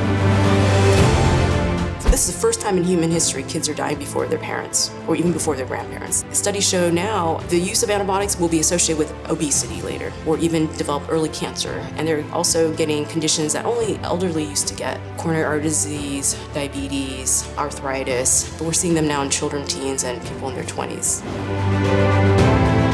It becomes one prescription after another prescription, and we're only patching the problems and not addressing the reason for the symptoms, which is our body trying to tell us something. Sadly, oftentimes it's antidepressants, it's birth control pills, it's synthetic hormones. It's a challenge for women.